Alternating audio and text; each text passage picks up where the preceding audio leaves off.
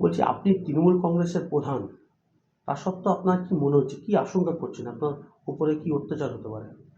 আমার উপরে অত্যাচার বুঝতে পারছি। আমি অফিসে যাব, আমার উপর অ্যাটাক করবে, আমাকে হয়তো প্রাণে মারারও চেষ্টা করবে। আমি চাই, ওই ঘটনার পর থেকে আমার মনে ভয় ঢুকে গেছে। আমি কি করে অঞ্চল অফিসে যাব, আমি কাজ করব কিভাবে লোকের? মানে আপ- আপনাকে কি খুন করার ষড়যন্ত্র করা হচ্ছে? না করার কিছুই নেই। যা কন্ডিশন ওরা করেছে, ওরা চাইছে ওদের কথা মতো যেন আমরা চলি। মানে কংগ্রেস থেকে যারা তৃণমূলে এসছেন, ওরা চাইছে ওদের মতো করে ওদের মতামত আমরা সমর্থন করি আর ওদের মতো করে চলি। ওরা চাইছে যে স্কিম, আবাস যোজনার যে কাজগুলো আছে, ওরা অবৈধভাবে ওরা তদন্ত করতে আমাদেরকে প্রেশার দেয়। হ্যাঁ, কিন্তু আমরা সেটাতে, আমি এবং আমার স্বামী সেটাতে একদমই সম্মত দেইনি। সেই জন্য ওদের রাগ যে আমাদেরকে অনাস্থা ডাকবে, ডেকে আমাদেরকে সেখান থেকে সরাবে আর ওরা নিজের মতো করে পঞ্চায়েতটাকে চালাবে। এটা আপত্তি করাতে কি আপনাকে খুন করার ষড়যন্ত্র করছে? এইটা আমার স্বামী আপত্তি করেছিল।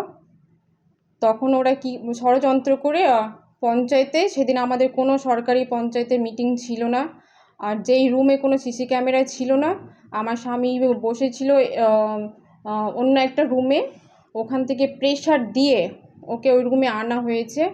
এনে এমনি তর্কাতর্কি করেছে এই কাটমানির ব্যাপারে। আমার স্বামী সেটাতে সমর্থন করেনি। তারপর রাসেল লোহার চেয়ার নিয়ে আমার স্বামীকে একদম প্রাণে মারার চেষ্টা করে, প্রাণে মেরে ফেলার চেষ্টা, কি ওটাই ছিল। কিন্তু আমার স্বামী কোনো রকমভাবে মাথাটা সরিয়ে নেই। ওর ঘাড়ে, হাতে, সব হাতের আঙুল দুটো ভেঙেছে, ওর ঘাড়ের এগুলো সবই হয়েছে, কোমরটা বাঁকা হয়ে গেছে, কলার ধরে ছেঁচড়াছেঁচড়ি করেছে এবং মাটিতে ফেলেও দিয়েছে। তখন আমার স্বামী বাড়ি চলে আসে, গ্রামের লোকজন দেখে ক্ষিপ্ত হয়ে ওরা কিন্তু ওইখান থেকে পালিয়ে যায়। অফিস থেকে রাসেল আর ফেকু বাগানে আশ্রয় নেয়। এবার আমার স্বামী তখন লোকজন দেখে আমার স্বামীকে বাড়িতে এই অবস্থাতে, ওরা খেপে গিয়ে ওদেরকে মারধর করে। মানে আপনি পুলিশের কাছে কি সাহায্য চাইছেন? আমি পুলিশের কাছে চাইছি, আমি সিকিউরিটি, আমি যেন নির্ভয়ে অঞ্চল অফিসে গিয়ে মানুষের জন্য, সাধারণ মানুষের জন্য কাজ করতে পারি। সিকিউরিটি কেন চাইছেন? আমার মনে হচ্ছে যে যারা কংগ্রেস থেকে এসছে তৃণমূলে পরিকল্পিতভাবে, ওরা আমার উপর অ্যাটাক করবে। কি করবে, অ্যাটাক করে মেরে ফেলবে? হ্যাঁ, মেরে ফেলতেও পারে। মেরে ফেলে ওরা হয়তো অন্য কাউকে বসাবে। এই যে খুনোখুনি রাজনীতি এরা কেন করতে চেয়েছে? আপনারা কিসে বাধা দিয়েছিলেন ওদের কাজে? আমরা ওদের অবৈধ কাজ বললাম একটু আগে, স্কিম আর আবাস যোজনা এবং নানা রকমের সরকারি কাজে ওরা ওরা মানে চাইছে নিজের মতো করে অবৈধভাবে টাকা পয়সা নিয়ে করার, মানে কাজ করার।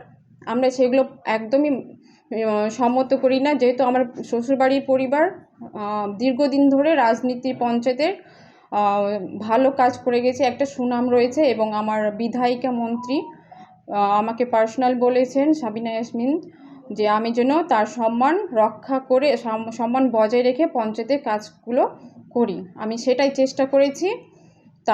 তার জন্য আজকে ওরা আমার উপর এই আক্রমণটা করছে। পুরো ঘটনা সাবিনা ইয়াসমিনকে জানিয়েছেন? হ্যাঁ, জানিয়েছি। তিনি তিনি তারপরে কি যারা আছে এখন কংগ্রেস থেকে এসে তৃণমূলে যোগদান করেছে, তাদের কথা কি শুনছে? সাবিনা ইয়াসমিনের কথা তারা শুনছে? সাবিনা ইয়াসমিন আহ, উনি ওনার মতো, ওনার নেতৃত্ব দিয়ে সঠিক ব্যাপারটা যাচাই করে ব্যবস্থা নিচ্ছে। ওদের ওই কংগ্রেসে যারা ছিলেন, তারা তৃণমূলে যোগদান করেছেন, তারা কি ওই সাবিনা ইয়াসমিনের কথা শুনছে? না, কথা শুনে না।